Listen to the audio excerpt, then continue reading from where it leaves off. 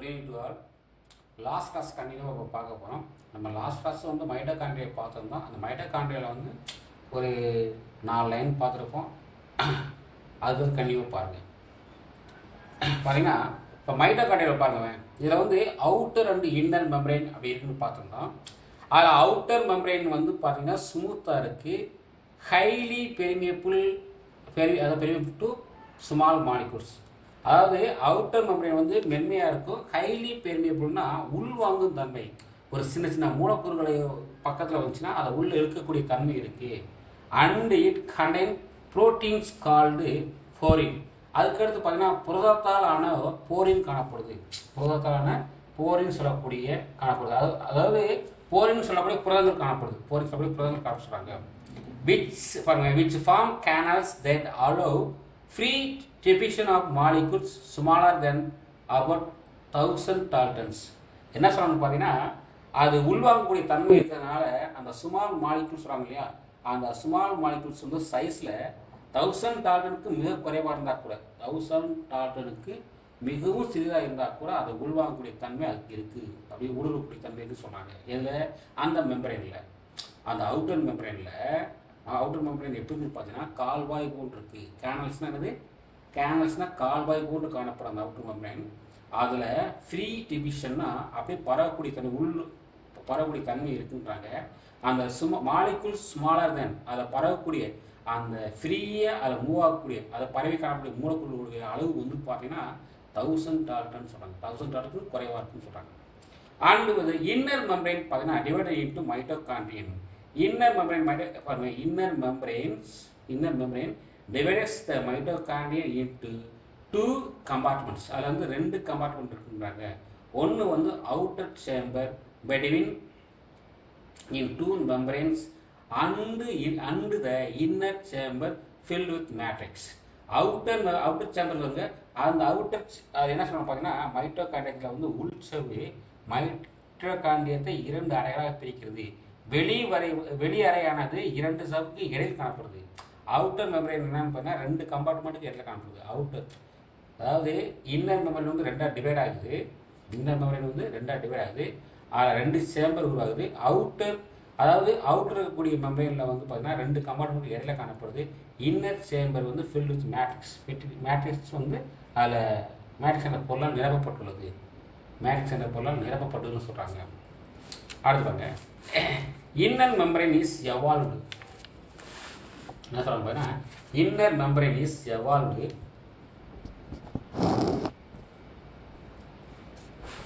பாருங்க, inner membrane is evolved கன்வோல்டட். அதுனா infolding சொல்லுவாங்க. இன்ஃபோல்டிங்னா உள்மடிப்பு. அதாவது அந்த மைட்டோகாண்ட்ரியாவில் இருக்கக்கூடிய இன்னர் மெம்பரைன் வந்து உள்ள மடிப்பாக காணப்படும். அந்த மடிப்புக்கு பேர் கிறிஸ்டே என்று பெயர்.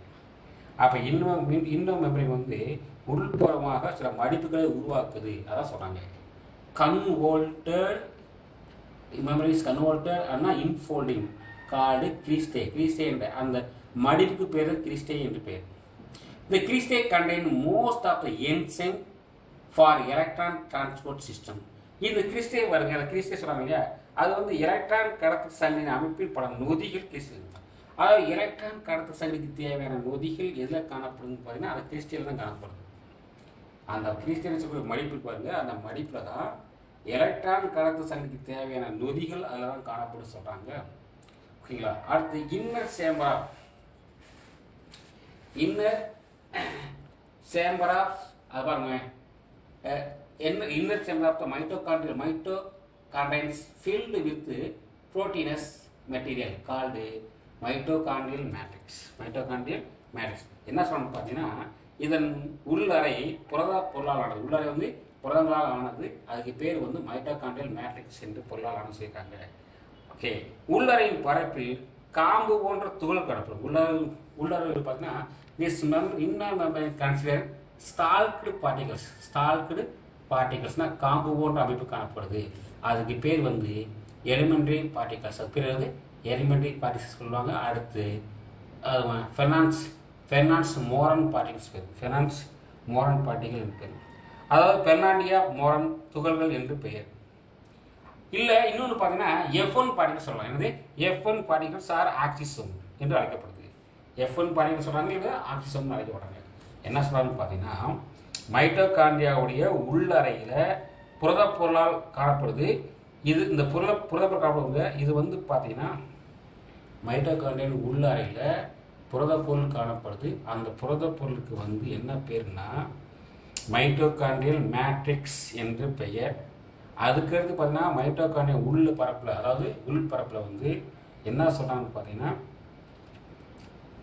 ஸ்டால்க் பார்ட்டிகல்ஸ் காணப்படுது. அதாவது இன்னர் மெம்பரேனில் ஸ்டால்க் பார்ட்டிகல் காணப்படுது. அந்த ஸ்டால்க் பார்ட்டிகளுக்கு வந்து காம்பு துகள்கள் என்று பெயர்.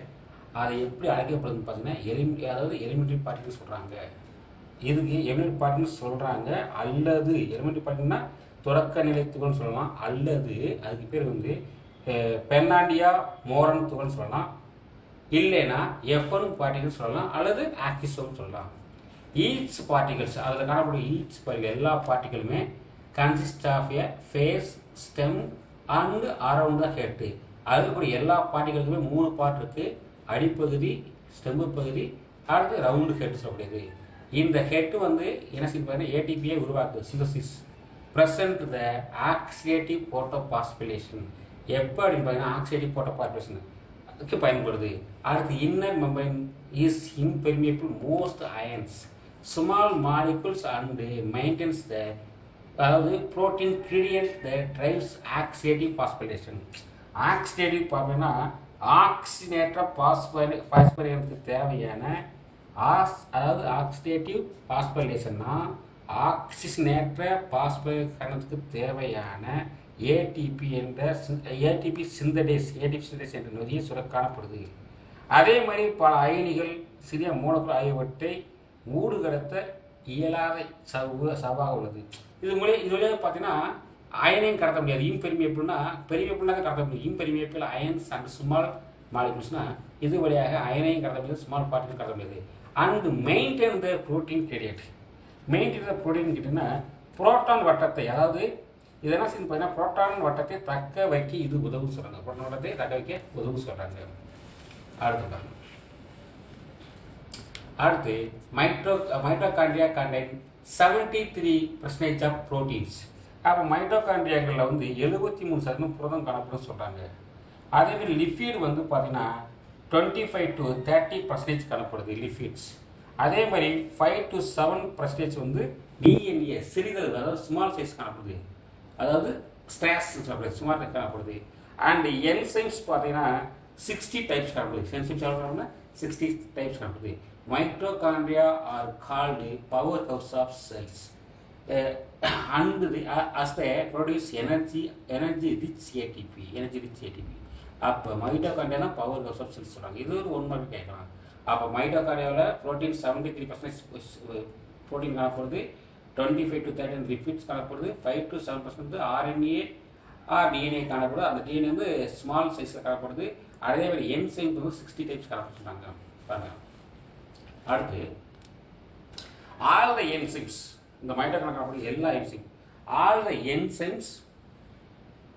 Enzymes of Krebs cycle are found in the matrix except succinate dehydrogenase.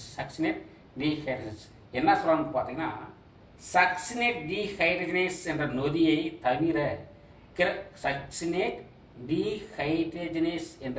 தவிர மற்ற கிரப்ஸ் அனைத்து நொதிகளும் மேட்ரிக்ஸ் குரோமோசோமில் காணப்படும். மைட்டோகாண்ட்ரியாவில் இருக்கக்கூடிய மேட்ரிக்ஸில் மைட்டோகாண்ட்ரியாவில் என்ன இருக்குன்னா மேட்ரிக்ஸ் காணப்படுதுன்னா மைட்டோகாண்ட்ரியாவில் காணக்கூடிய மேட்ரிக்ஸில் எல்லா என்சைமும் காணப்படுது. எதுக்கு கிரப்ஸ் சைக்கிளுக்கு தேவையான எல்லா என்சைமும் காணப்படுது. ஒன்றை தவிர எது தவிர இந்த சக்சினேட் டீஹைட்ரஜனேஸ் மட்டும் காணப்படாது சொல்கிறாங்க. அது மட்டும் காணப்படாது. அடுத்து பாருங்க, mitochondria consist of circular DNA. Mitochondria என்ன இருக்குன்னா சர்க்குலர் டிஎன்ஏனா வட்டவடிமான டிஎன்ஏ மற்றும் 70 ரைபோசோம் காணப்படுது. அப்போ சர்க்குலர் டிஎன்ஏயும் காணப்படுது, 70 ரைபோசோம் காணப்படுது. they multiple by fission and replicate standard அதாவது டிஸ்பிளேஸ்மெண்ட் மாடல். இந்த மைட்டோகாண்ட்ரியா பார்த்தீங்கன்னா mitochondria consist of circular DNA and 70 ribosome பார்த்தோமா இல்லையா? அதே மாதிரி இந்த multiply by fission and replicates fission and ரெப்ளிகேஷனை இணையும் செய்யும் பிரியும் செய்யும் பிளவுறுதல் by standard displacement model because the presence of DNA is semi-autonomous organelle. semi-autonomous ஒரு பாதி தற்சார்புடைய நுண்ணுறுப்பாக கருதப்படுது. இந்த மைட்டோகாண்ட்ரியா வந்து ஒரு பாதி தற்சார்பு உடைய பொருளாக காணப்படும் சொல்கிறாங்க. அதே மாதிரி DNA is permanent or the unique characters mitochondria is that their inherited form of permeable present only. அதாவது பார்த்தீங்கன்னா இதில் தனிச்சிறப்பு என்னன்னு பார்த்தீங்கன்னா தனிச்சிறப்பு சொல்கிறாங்க இல்லையா, அந்த மைட்டோகாண்ட்ரியாவில் வந்து பார்த்தீங்கன்னா inherited from female present only. ஃபீமேல்ஸ்னா இது தனிச்சிறப்பு என்னன்னா இது தாய் வழி பாரம்பரியத்தின் மூலம் செல்லில் சென்றடைவது. தாய் வழியாக அதாவது தாய் வழியாக செல்லை சென்றடைவது தான் இதனுடைய தனி ஒரு பண்பு, இதில் சிறப்பு பண்புன்றாங்க. மைட்டோகாண்ட்ரியா டிஎன்ஏ வந்து comparison R used cross human R genes. அதாவது மைட்டோகாண்ட்ரியா டிஎன்ஏ ஒப்பிடும் மூலமாக மனிதனின் தோற்றத்தை பதிவேற்பு செய்யலாம். அதாவது மைட்டோகாண்ட்ரியா ஒப்பீடுகள் மூலமாக மனிதனின் தோற்றத்தை பதிவு செய்யலாம் என்பதும் மற்றொரு சிறப்பாகும். மைட்டோகாண்ட்ரியா டிஎன்ஏ மூலம் தற்கால பரிமாண காலாவை கணக்கிட முடியும். மைட்டோகாண்ட்ரியா மூலமாக தற்கால என்ன சொல்லுன்னா அதாவது தற்கால பரிணாமம் இப்போ உள்ள ரீசெண்டாக இருக்கக்கூடிய பரிணாமத்தையும் நம்ம கணக்கிட முடியும். அதே மாதிரி டிஎன்ஏ மூலக்கூறு வந்து 5 to 10 மடங்கு வேகமாக தீர்மானத்தை மேற்கொள்ளவே இருக்கலாம். அதாவது டிஎன்ஏ மூலக்கூறு வந்து திடீர்னு 5 to 10 மடங்கு 5லேருந்து 10 மடங்கு அதிகரிக்க காரணம் இதுதான் காரணம்ன்றாங்க. எது காரணம் அப்படின்னு பார்த்தீங்கன்னா இது வந்து பரிணாம கால அளவை கணக்கிட முடியும் சொல்கிறாங்க இல்லையா, அதனால தான் இந்த அளவுக்கு அது திடீர்னு 5 to 10 மடங்கு அதிகமாக சொல்கிறாங்க. அடுத்து பாருங்க டிஎன்ஏ பாருங்க இந்த ஃபாஸ்டர் தென் டிஎன்ஏ அதாவது 10ல் இருந்து அதாவது பார்த்தீங்கன்னா 5 to 10 மடங்கு ஃபாஸ்ட்டாக என்ன செய்யணும் பார்த்தீங்கன்னா அதிகரிக்குது சொல்கிறாங்க. ஃபாஸ்ட்டாக அதிகரிக்கும் மடங்கு மேற்கு சொல்கிறாங்க. அடுத்த ஹெட்டிங் பார்த்தீங்கன்னா பிளாஸ்டிக்ஸ். அடுத்தது பிளாஸ்டிக்ஸ் அப்படின்னு சொல்லிட்டுனா கணிகங்கள் சொல்லுவாங்க. பிளாஸ்டிக்கானது கணிகங்கள். அதாவது பிளாடிகாஸ், அது வந்து பிளாடிகாஸ் அப்படின்னு சொல்லக்கூடிய அந்த term plastics is derived from Greek words பிளாடிகாஸ். இந்த பிளாஸ்டிக்ஸ்ன்ற வேர்டை வந்து ஃபர்ஸ்ட் யார் டெரிவ் பண்ணாங்கன்னா ஒரு சயின்டிஸ்ட், அவர் பேர் வந்து பிளாடிகாஸ். இது கிரேக் வேர்டு வந்து பிளாடிகாஸ். அவர் பிளாஸ்டிக்ஸ் என்று சொல்லக்கூடிய வேர்டு எதிர்ந்ததுன்னா கிரேக் வேர்டு சொல்லக்கூடிய பிளாடிகாஸ்ல தான் உருவாச்சுன்னு சொல்கிறாங்க. யூஸ்டு பை ஏஎஃப்யூ சிம்பிள் சொல்லக்கூடிய இன் 1885. அப்போ பிளாஸ்டிக்ஸ் சொல்லக்கூடிய வேர்டு வந்து எதுலேருந்து உருவாச்சுன்னு பார்த்தீங்கன்னா கிரேக்க வேர்டான பிளாடிகாஸ் என்ற வேர்டுலேருந்து வந்துச்சு. அதை ஃபஸ்ட்டு யார் யூஸ் பண்ணான்னா ஏஎஃப்யூ சொல்லக்கூடிய சிம்பிள் சொல்லக்கூடிய scientist. எப்பன்னா 1885. He classified plastics into following types according to structure. இது வந்து டைப்ஸ் பல டைப் இருக்குது. அந்த டைப்ஸ் பார்த்தீங்கன்னா பாருங்கள் according to the structure, pigments and function. Structure என்ன சொல்கிறாங்க பார்த்தீங்கன்னா ஸ்ட்ரக்சர், அதுக்கடுத்து பார்த்தீங்கன்னா பிக்மெண்ட்ஸ் நிறமிகள் மற்றும் பணிகளின் அடிப்படையில் இந்த பிளாஸ்டிக்ஸை வந்து இந்த பிளாஸ்டிக் பாருங்கள், இந்த பிளாஸ்டிக்ஸை வந்து அமைப்பு, ஸ்ட்ரக்சர்னா அமைப்பு, பிக்மெண்ட்ஸ்னா நிறம் மற்றும் ஃபங்க்ஷன்னா பணி, இந்த மூன்றின் அடிப்படையில் பல வகைகளாக பிரிக்கலாம், டைப்பாக பிரிக்கலாம். ஓகேங்களா? அது என்னென்னு பார்க்கலாம். பிளாஸ்டிக்ஸ் பாருங்கள். ஃபர்ஸ்ட் வந்து பிளாஸ்டிக்ஸில் வந்து பாருங்கள் குரோமோபிளாஸ்ட்னா இது வந்து கலர்டு பிளாஸ்டிக்ஸ், அது நிறம் காணப்படுறதால அது குரோமோபிளாஸ்ட். லீகோபிளாஸ்ட் இதில் வந்து பார்த்தீங்கன்னா இந்த பிளாஸ்டிக்ஸ் ஸ்டோர்டு ஃபுட் மெட்டீரியல்ஸ். லீகோபிளாஸ்ட் வந்து இது கலர்லெஸ்னா கலர் கிடையாது, அதே நேரத்தில் இந்த பிளாஸ்டிக்ஸ் லீகோபிளாஸ்ட் வந்து என்ன உணவுப் பொருளை சேமிக்க பயன்படுன்னு சொல்கிறாங்க. அடுத்து குளோரோபிளாஸ்ட். இந்த chloroplast occur in green algae and higher plants. அப்போ குளோரோபிளாஸ்ட் எங்கே காணப்படுதுன்னு பார்த்தீங்கன்னா கிரீன் ஆல்கேலையும் ஹையர் பிளான்ட்ஸ் காணப்படுது. இது வந்து கிரீன் பிக்மெண்ட்ஸ். இதில் வந்து குளோரோஃபில் ஏ அண்ட் பி காணும். குளோரோஃபில் ஏ அண்ட் பி காணும். அடுத்து அமைனோபிளாஸ்ட். இது வந்து ஸ்டோர் ஸ்டார்ச். ஸ்டார்ச் உணவுப் பொருளை வந்து சேமிக்க பயன்படக்கூடியது. ஸ்டார்ச் என்ற உணவுப் பொருளை சேமிக்க வைக்க பயன்படுத்தி சொல்கிறாங்க. அடுத்து பாருங்க பேகோபிளாஸ்ட். பேயோபிளாஸ்ட் இது வந்து பார்த்தீங்கன்னா ப்ரௌன் ஆல்கே. இது வந்து எப்படி ப்ரௌன் ஆல்கே அண்டு டைனோஃப்ளாஜெலேட்ஸ். டைனோஃப்ளாஜெலேட்ஸ் பிக்மெண்ட்ஸ். என்ன பிக்மெண்ட் காணப்படுதுன்னு பார்த்தீங்கன்னா ஃபீகோசாந்தின் பிக்மெண்ட் காணப்படும். ஃபீகோசாந்தின் சொல்லக்கூடிய பிக்மெண்ட்ஸ் காணப்படும். இங்கே பாருங்க எலையோபிளாஸ்ட். அதாவது அது என்னன்னு பார்த்தீங்கன்னா எலையோபிளாஸ்ட், அதாவது இலையோபிளாஸ்ட் அப்படிது. இங்கே வந்து ஸ்டோர் லிப்பிட்ஸ். இது வந்து பார்த்தீங்கன்னா ஸ்டோர் லிப்பிட்ஸ் சொல்கிறாங்களா, லிப்பிடு குறிப்பாக எண்ணெயில் சேமிக்கிறது. லிப்பிட்னு சொல்லலாம், அல்லது ஆயில் சேமிக்கிறது. அதை ஆயில் சேமிக்கக்கூடியது. அதே நேரத்தில் இன்னொன்று பார்த்தீங்கன்னா கீழே பாருங்க ரோடோபிளாஸ்ட். ரோடோபிளாஸ்ட்னா சிவப்பு பாசின்னு சொல்லுவாங்க. ரோடோபிளாஸ்ட் இதுவும் பாருங்கள் சிவப்புல இருந்தாங்க ரோடோபிளாஸ்ட். இதில் வந்து ரெட் ஆலில் காணக்கூடிய பிக்மெண்ட். இதில் காணக்கூடிய பிக்மெண்ட் பேர் வந்து பைக்கோ எர்த்ரின். அப்போ பைக்கோ எர்த்ரின் சொல்லக்கூடிய பிக்மெண்ட் காணப்பட்டால் அது கண்டிப்பாக ரெட் கலரில் இருக்கும். அது பேர் ரோடோபிளாஸ்ட் பேர். அடுத்து பாருங்க எலிரோபிளாஸ்ட் ஆர் புரோட்டியோபிளாஸ்ட். எலிரோபிளாஸ்ட் ஆர் புரோட்டியோபிளாஸ்ட். இது வந்து புரோட்டை செய்யக்கூடியது. இது வந்து ஸ்டோர் புரோட்டீன். ஏதாச்சும் இது புரோட்டீனை ஸ்டோர் பண்ணி வைக்கக்கூடியது அப்படின்னு சொல்கிறாங்க. ஓகேங்களா? இது எப்படி அடுத்து பாருங்க according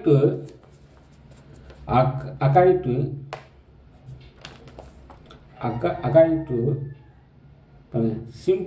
simple different kind of plastics can transform into one another.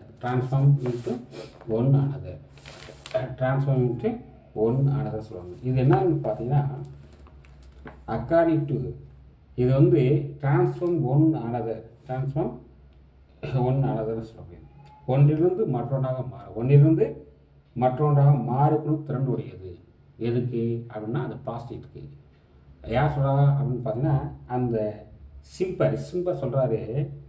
இதில் இருக்கக்கூடிய கணியங்கள் வந்து ஒன்றிலிருந்து மற்றொன்றாக மாறும் தன்மை உடையது சொல்கிறாங்க. அப்படின்னு சொல்லியிருக்காங்க. ஓகேங்களா? கணியங்கள் சொல்லிட்டு பாருங்க குரோமோபிளாஸ்ட் அப்படின்னு சொன்னால் குளோரோபிளாஸ்ட்லேருந்து குரோமோபிளாஸ்ட் வந்து ஈரமாக பாருங்கள். குளோரோபிளாஸ்ட் வந்து குரோமோவாகும், குரோமோ வந்து குளோரோபிளாஸ்ட். அதே குளோரோபிளாஸ்ட் வந்து லீகோபிளாஸ்டமாக குளோரோபிளாஸ்டமாக குரோமோபிளாஸ்ட் லீகோபிளாஸ்டமாக இந்த மாதிரி மாறி